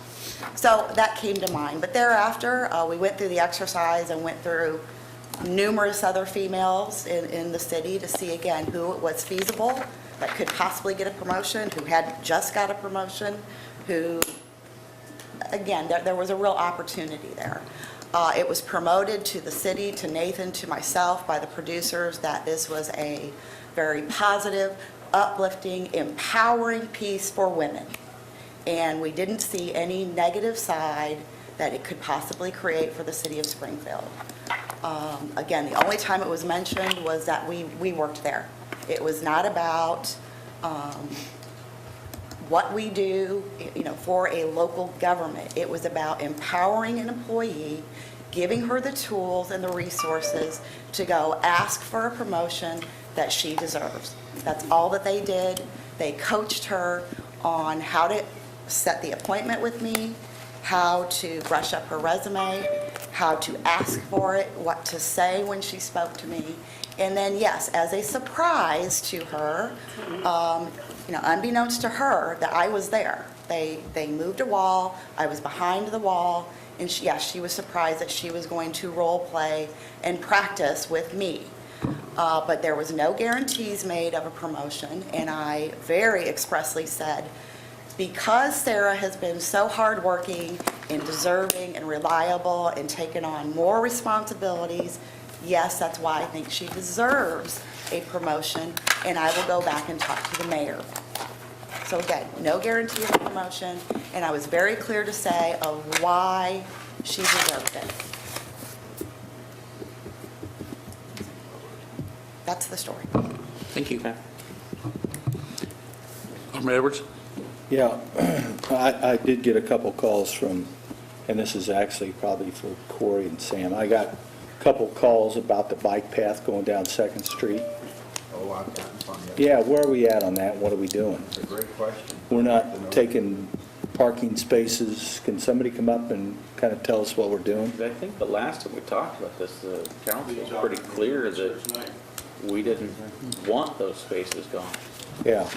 Director Mahoney? We had a public meeting, and we reached out to everybody on that corridor, and actually, just about a week or two ago, there was an individual, actually in the dentist's office over there. We went and met with him, looked at his situation, talked to him about his parking issue. Which individual? Or did you identify the? It is a dental office on 2nd Street, I'm sure. Okay, yeah, his name, right. but- And then also. Dr. McDermott. Yeah. Yes, and then actually another individual that runs a business on the corner there, one of his issues was, his main concern was not necessarily the parking. He liked the idea of some of the parking limitations just because of the visibility of his location. It was Sunrise Cafe, and the issue there was his concern is South Grandin and 2nd Street House going to come together. Lori Williams, our traffic engineer, is designing that right now, and our intention is to go back and sit down with him, as well as others, show them how that's going to come about as well. We had some issues with parking to the north that we're still working through. Once you get out of the downtown area, what we decided to do there, looking at is possibilities restricting it on one side to allow parking and allow a path on the other side. So there's a number of things that are going on there. It's still not completely resolved, so we're still trying to work with the business owners, the residents, and the people to that corridor. Well, I guess, let me ask you this. I guess my question is to Sam and Corey, because I didn't get a chance to ask them about it because I got in late today, but if the aldermen decide that they don't want the bike path through there, they can write an ordinance that says no or amend it, or how does that work? As Corporation Council, I will say the council already, you did approve the pedestrian bike pad plan, which had these corridors in it, so you probably have to amend that and take that out of that. And you probably would want the bike commission involved and others that were part of that, I would think. Yeah, I would have to look and see exactly what it was that the council approved. Right now, I'm just going on what I'm hearing now, but what I assume you would have to do is pass a resolution or ordinance specifically undoing that part that you're not happy about. Well, my only point was, when we passed that, I guess the impact on businesses, and we've talked about businesses and impact and being business friendly and all that tonight, if it has a negative impact on businesses and it takes parking spots from them, or it impedes going into their businesses, we need to be aware of that so that we can make the adjustments to do what needs to be done. And I'm not the alderman for that ward, but I do have friends along there that have businesses that are impacted, and I'll take their concerns to the alderman. If there's some way that we can work this out, that's what we need to do. Well, that's what we've been working on for several months. And I obviously know that area pretty well. The 2nd Street corridor at one time was the alderman from that area, and I've talked to a number of the businesses along that corridor. But there's only been actually a couple of businesses that we've talked to. I know Alderman Job has talked to them as well. Right. And what we tried to tell them, and we've had meetings back and forth with them, nothing's a done deal, as you indicate. But as far as overall along that corridor, a lot of people are seeing it as a positive. I know that the bike people obviously are, but also what's going to go along with that corridor is sort of a traffic calming and some of the stuff that's going to be improvement in that area. So Alderman Job has been very vocal in his concerns with primarily Sunrise Cafe and Dr. McDermott as well. And we tried to address those. And we have been, I did meet with the owner of Sunrise Cafe, and I know we're redrawing a few things, and we're going to be very transparent and open to all the businesses along there. Alderman Canman and I happen to split that area, so I would hope that we could sit down with the director once those drawings are complete, and then we'll go back out and talk to business owners. But I think overall, Danny at Sunrise was just, he wanted to see the plan, have his input made. He's had his input, and he's open to seeing the final plan, so. And Alderman Turner would like to make a comment. Alderman Turner? Is Director Mahoney still at the... Yes, he is. Yes, he is. Okay. I have a question. I continue to get a number of calls from residents and businesses as well as tourists coming into the city with regard to the old ice house cleanup. And this was a concern that I mentioned back when we were talking about doing a contract for someone associated with this to do an additional cleanup. So do you have any idea about a timeline for when that's going to be completed? I mean, it is, I think that we can all agree that it's a significant eyesore. I think that it's a dangerous situation for individuals in that area. It's not good when people are coming into the Lincoln sites, and that is a major corridor, and the businesses around there are but continuing to complain. So I was just curious if there was some kind of timeline as to when that'll all be completed. I don't, Alderman, off the top of my head, there was, obviously we had to take legal action to get that moving when it happened, and then obviously the weather turned. But let me check on that and I'll get back to you. Mayor, if I could, getting back. Well, did you have other comments? I thought that was about the bike path. Yeah, back on the bike path. The only other business we did hear about from that corridor was Guido Brothers, and we talked to them early on in the process, showed him what was being proposed, and he had no issue with it. His concern was his area as far as the parking, which it doesn't impact. So I would be curious if there's other businesses out of the ones we just mentioned that have a concern, because we've tried to reach out to them, we've done letters. I'll try to get you their names. If you have, let me know, and we will definitely. I'll get them to Corey, and Corey can carry the ball. Well, Dr. McDermott is here. Did he have a concern, or was he just here to observe? Oh, I think he signed up to speak. Oh, he did. Okay, good. Yeah, well, I guess Dr. McDermott will tell us what he found, because I think he went door to door in the neighborhood. But you said there was a public meeting on this on 2nd Street. When did that occur? It was back in February, I think it was. It was at the library. Is there some record or notes of that meeting that you could, I don't know if maybe Alderman Joe was there, but I wasn't, that you could share? Yes. Yeah. Okay. Now, you said that in north of the Capitol, the plan was to just have the bike path on one side of the street, not on both sides? Is that what I heard you say? That's correct. And I can bring you a copy of the plans. I mean, they've been out there. I mean, it's just a matter of, right. Like I said. Well, if you could just keep, and it follows the bike ped plan that the council. Pardon? You should have, I'll get you another copy of it. So. All right. Another thing I've seen in some, I think in Chicago, they've done some bike paths where they have parking, and then they have some kind of barrier between where the parking is and the bike path, and then beyond the bike path is the traffic. Yes. So where there's some kind of barriers to protect the bicyclists. It That might depends be on the corridor, it depends on a lot of things. Yeah. I mean, to do those kind of things are very expensive, there's a lot of issues with that, and it depends on how much right-of-way you have, all those kind of issues. I think another person I think is here is Michael Higgins with the Bike Commission, and he may have a few comments as well. We did meet with Dr. McDermott. He's not pleased with it, but we talked to him about an option as far as parking right around the corner, where we probably could work out something where he had parking on that side street, where there's very little parking usually. I mean, people park, so. On Kennedy? Correct, yes.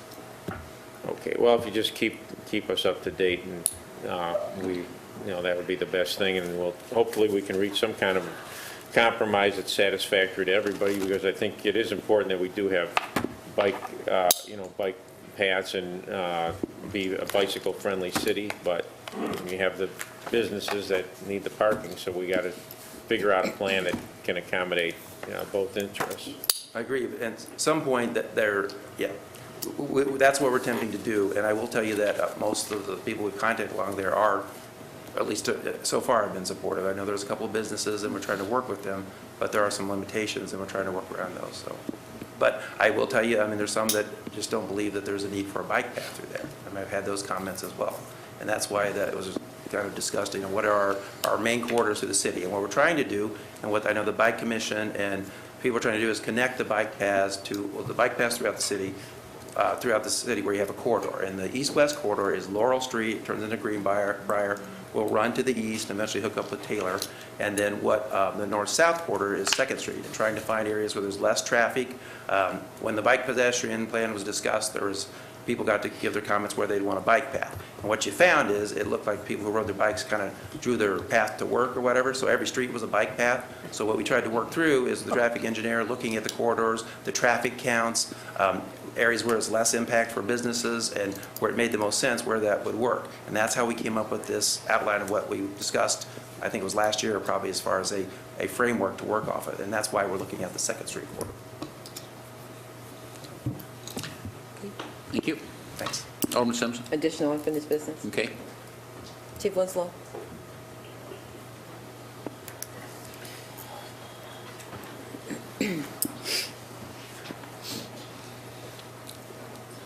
Thanks, Chief. I get calls all the time about drug houses in Ward 2. And it seems like the citizens know more about the drug houses than the police.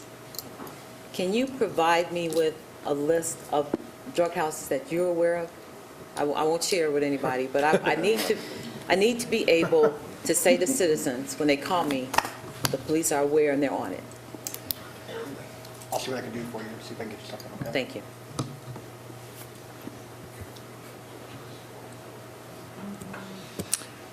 Is there any new business to come before the council? Yes, I have something I wanted to ask. If Todd Oliver, had a question for you. Well, while you're walking up, there was an article in today's State Journal Register that said there were 8 businesses had received state licenses for video gaming but have not obtained their city permits. Is that liquor licenses that are being referred to, or something else? And what is going on there, if you know?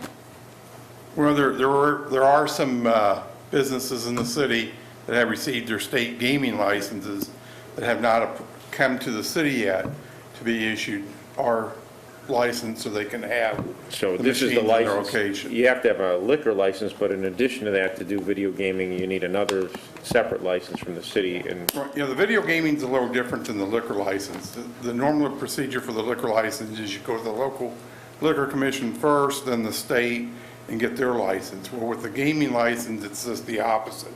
You go to the gaming commission with your license from the state and the local liquor commission, and then at that time, the state could grant you the state license, and then once you get the state license, you bring that to the local, to us, to provide, and to show us that you have one, and then we will issue you a local gaming license. so on our end. locally, it's just a pro forma thing. If they get a gaming license from the state, we automatically issue them a city.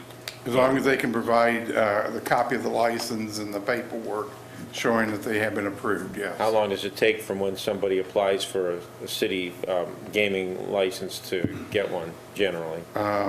Normally, the clerk's office has been real cooperative, and we can go over if they've got the right fee, the application, all the paperwork's in order, we can go over that day and get the stickers for the machines and the license that day. So basically, what you're telling us is that these 8 businesses that got their state licenses, they don't have their city licenses because they didn't apply for them.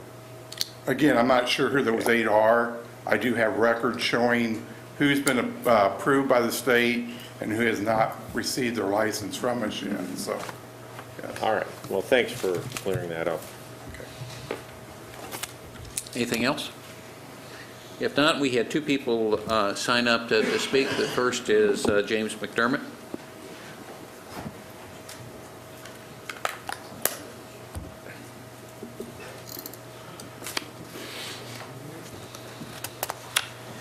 And Doctor, if you could just state your name and address for the record. It's James McDermott. I have a business at 904 South 2nd, and I live at 1517 South Bates. And I thank you all for letting me have some time again. We've already rehashed the fact that I was here a month ago. I did think I left at that time with some assurances that there would be some accommodation for parking along Second Street. And really, I only have a concern for the 4 blocks between South Grand and Kennedy. In fact, according to the plan that Mark presented to me, that, again, he just came to my office, which was nice. He came to my office 2 weeks ago. But basically, as far as the plan in place is, they're telling me that there will be no parking on those 4 blocks. My concern is if you eliminate the corner lots, because the corner guy, if he has a building, or the gal has a building, he or she can get a couple parking spaces on that side. There are 16 properties in that 4-block area, because they're all small residential houses, that have no driveways. They have no direct access to a parking lot in the back or anything else. They're completely dependent, if they're going to be a business and be sustainable, of being to have a client pull up to their front door and come into their office. 9 of those properties are already either abandoned or have been leveled. And there's 10 pieces of property in that 4-block area that is for sale right now. So my 4 little blocks is in trouble, as far as I can tell. And I had and again, I understand the purpose of the bike path, I understand the desire for the bike path, but I have a survey here that was presented to me where they show the parking that's in front of my office and across the street, and then there's a lot of parking down by your area, but they point out areas that there's no parking at all. And well, for me, and again for the city, that should be a concern instead of a convenience, because like on 1 block, 3 of those properties are abandoned, and there's a couple for sale. Well, no wonder there's no parking there. I mean, so what I would love to see on those 4 blocks is have a parking problem. I would like to see businesses thriving. And what my concern is, what young entrepreneur is going to gamble on 2 of those abandoned properties in the middle of Second Street and invest time and money? Who could he possibly or she possibly lease to? I mean, so my concern is those properties will continue to decline. And then there are some properties that are being occupied, right? Sam's office is there. He has a lobbyist next door to them. If this goes through and they're denied parking, when that lease comes up, I mean, as a business person, are you going to re-up on a lease that doesn't allow your clients to park at your front door? You're going to go somewhere else. And so then I'm going to be seeing more and more abandoned buildings in that 4 little block area. And it's really just that 4 little block area that's a concern. After that, it becomes more downtown, it becomes more open. But I think you have to consider what that area is. And again, I don't know bike path or bike, logo or what the regulations would state. Again, and I don't have all the expertise, but at the time right now, what we have is from 7 to 9, there's no parking on that street coming into town. And from 4 to 6, there's no parking as it exits town. Because officially, there's so much traffic that they need all those lanes clean. What I think would be a simple solution, again, maybe it's not possible, but a simple solution is you leave that no parking in place. So from 7 to 9, you have no parking in, and from 4 to 6, you have no parking going out. And you call it a bike path, maybe a bike instead of a bike route, a bike route instead of a bike path, because other parts of 2nd Street are designated bike route and still allow parking. So then, nobody's allowed to park on that street when the traffic's heavy. Bikers don't have to worry about somebody opening a parked car door and being swerved into the 2nd lane. It's what our businesses have tolerated the last 10 years or so anyway. And I think that could solve it. And again, this is just one idea, but I do feel that those 4 blocks are under real stress, and this is not going to be anything positive, and it will probably be detrimental to those 4 blocks. And I thank you for your time. Thank you, Doctor. Okay. Any questions? Alderman Everton. Well, I think a lot of times we hear people come and say, I don't like this, and then they leave the podium. Jim's come to us and said, you know what, I don't like this, but there's a way I think we can do this, and I think he brings a sensible solution. We talk about bike paths, and people riding their bikes to work and riding home. And to me, I hope this is a compromise that we'll look at and say, you know what, this may be a workable deal. All right, well, thank you. Thank you. Next is Victoria Davenport.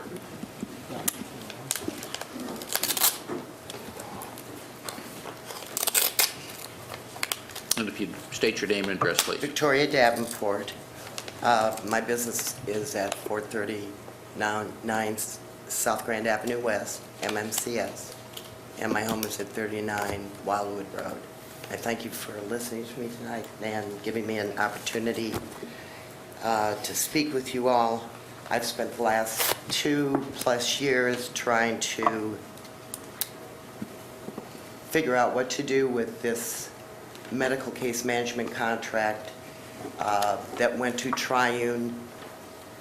And let me explain something. Our company, MMCS, is the only company in the United States that has a program that is designed, and I designed it, around a public entity, not around the third-party administrator, but around the public entity, because it's an entity's responsibility to lower costs. And my program is very comprehensive. We save the county millions of dollars. So when it came time for you folks to come together and the bids went out, I was actually shocked that it went to a company that was in the Chicago suburbs. And the more I looked into this, because things just didn't gel with me. I mean, if you save millions of dollars, what's $200,000 when you're saving far, far more than that, and you've proven yourself? So I started looking into it, and I'm going to have, since I only have 3 minutes and 16 seconds. First of all, there was fraudulent misrepresentation by Triune Health Group as having an affiliation as a provider for 11 public entities as documented and sworn as true to obtain the intergovernmental agreement between the City of Springfield and Sangamon County, RFP CC12-09. It was fraudulent. None of those accounts that they put down were their accounts. They were accounts of CCMSI. Certified female and minority enterprises were encouraged by you, Mayor Houston, to submit proposals for the project. However, when Mr. Jay Wavering, city purchasing agent, City of Springfield, was questioned by MMCS, me, a certified female and minority enterprise, an employer-based company in the City of Springfield for the last 30 years, Mr. Wavering stated the City of Springfield does not recognize minority enterprises or care if the company is based in Springfield, plus some other things. The unethical use, acquisition, and copying of MMCS's contract by the City of Springfield attorney Michael Cullen for the use between Triune and the joint venture between the City of Springfield and Sangamon County. Attorney Cullen was formerly the attorney for MMCS, me. I wrote the contract, he put it into legal form, attending meetings and prepared the contracts between MMCS and Sangamon County, and was paid for the services by MMCS. He acquired my contract from the Office of the Auditor, stating that he just wanted to see how it was set up, and then copied it. Verbatim, copied it, except for the last part. Even has my program name. There's direct conflict of interest allowing a former CCMSI employee who was placed by CCMSI, Ms. Christine Renard, to sit on the ranking review board for grading and awarding the contract. She's a former employee of CCMSI. Obviously, she wants CCMSI's buddies, and that's the Triune Group, who do their work. It's ridiculous. And, you know, I just need to say, I always had a lot of faith in Springfield, and I thought, when this happened, I mean, gradually, my faith in the whole governmental body just went down the garbage can. I'm ashamed of you. And I called you so many times trying to resolve this. The legal department knew it was fraud. Everybody knew it was fraud. Nobody would do anything about it. I hope that this is not the way that it's always going to be. Thank you. Mr. Mayor? Yes. You know, Mrs. Davenport, thank you for coming to the city council, and that was a close vote 2 weeks ago. And I'm proud to be a no vote on that Triune contract, and I believe it was a 4-5 vote, and Mayor Houston made it a 4-6 vote that allowed it to go through. So you don't color the whole council all in the same way. So, No, I and you don't. put together an outstanding packet of materials for the council members to study, and I read it, and I don't think you're not using the word fraudulent lightly, and I think you had good representation by a I law went to firm. an attorney. It is fraud. And you defended yourselves against Triune, and I thought you put together a really solid packet for members of the city council to review. Well, I knew that you folks didn't know anything about it. But the administration did know about it, and nobody would do anything. And I started out and I said, I don't want there to be a scandal. I just want it to be right. But no one would do it. And, I'd like to know why. Well, first of all, your bid was $379,000 higher than the other bid. You don't mention the fact that you had previously been the provider for Sangamon County and that we did this jointly with Sangamon County, and Sangamon County also moved their business. And Sangamon County has had no complaints in terms of the job that Triune has done. Well, I've watched their numbers, and we changed the landscape of workers' compensation, literally. We are patient advocates. We don't leave people out there for 8, 9, 10 months with back injuries when they need surgery, and the employees loved us. So when we started, it was $1,700,000. The first year, we saved $1,400,000. And every year thereafter, we saved money. And the only reason we didn't get in is because of the association of CCMSI, Triune, and whatever else. I just think that some due diligence should go into this.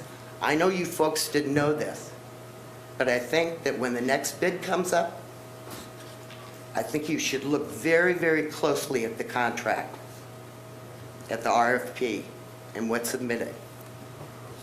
Mr. Mayor, I just wanted to point out this recent vote that Alderman McMiniman referred to was not a vote on whether to have a contract with Triune. It was on whether to amend the Triune contract. That's all it was. And I would urge you, Ms. Davenport, when this comes up for renewal, to submit a bid again. And, you're the low bidder, and you do quality work. Hopefully we would pick you. And I would prefer a local person if they're, at or near the lowest price and they do quality work. But how can you say to me, or how can your staff say to me, we don't recognize companies in Springfield. We don't recognize minority groups. We are a female-based company. For 30 years, I've been providing jobs. And yeah, I know about the nurse thing, but you know something, when they submitted their RFP, that we had to put our nurses' names and all of their qualifications. They submitted for one of their nurses, anonymous, with qualifications, all listed out, the university that they went to, and they were all phony, and it was accepted. So I agree with him, Mrs. Davenport, and the point is that you pointed out that there were misrepresentations 3 years ago, and that was on that basis a contract was given by the city of Springfield. And now that same company that made misrepresentations to the city of Springfield is now asking for special treatment because their nurses are no longer within the county. And why do we give a special treatment to a firm with a history of that nature? So I think you're making a lot of valid points, Ms. Davenport. Alderman Edwards. Yeah, the only thing that I guess we can ask for, and corporate counsel wasn't involved in this process. He didn't get a chance to look at the initial contract. I'm asking him to go back and see. She's made some serious allegations here that we need to have investigated. And probably this would be the ideal case for an inspector general to look at, and hopefully we'll get that process going more sooner than later. But I'm asking you to go back and review the contract, because she's basically said that we awarded a contract that was based on falsehoods. That's, to me, pretty serious business here. So I'm asking you, corporate counsel, that you didn't have any vested interest in this. You have a dog in the fight because you represent us. But she's made accusations that we need to follow through and see if, in fact, what she's saying is, in fact, true or not true, so that this council can, in fact, make a judgment on what we need to do. So I'll leave it in your hands to make some kind of investigation and move forward on this so that we have a basis to do what we as people, representatives of the people, need to do. Alderman Simpson. And if you find that there was fraud in connection with this whole process, especially it concerns me that there may have been some proprietary stealing based on. Well, I've never heard of a contract being a proprietary document. Well, yes, If my it's a contract, program at that the she- end, I had that it was proprietary and not to be shared with anyone outside of the immediate administration that was working within this contract. So if you look at these contracts side by side, and it's her work, she drafted the Well, contract. I'm not conceding that there is a proprietary interest in a contract. I paid for that one. I had to pay for that one. Our company paid. I'm not going to argue, ma'am. I had to pay again as a resident. Ma'am, he just indicated that he's not going to argue with you. I Well, think he is- you'll he- check it out? Yes. And then if you find that there are some irregularities, would we then be in a position to nullify the contract with Triumph? The contract was a 2-year contract. We're already more than 2 years into it. We renewed it for a period of time, but it's not in the granting of the original contract. This is more than 2 years too late. What you would have the right to do, and you can correct me if I'm wrong, you would have the right to remove them from any future bids as a responsible That bidder. we could recommend to the city council that. And that's what you do your investigation, you come back with what you find, and then we'll take the appropriate action. Thank you very much. Thank you. And I think it's important, Triune isn't here, so we don't know what they have to say about these allegations, and we want to be fair to everyone. Well, I wish they were here. And if you'd like to invite them and me back, I think that would be wonderful. Thank you. Thank you. Chair will entertain a motion for adjournment. So moved. Second? It's moved and seconded. All those in favor, say aye. Aye.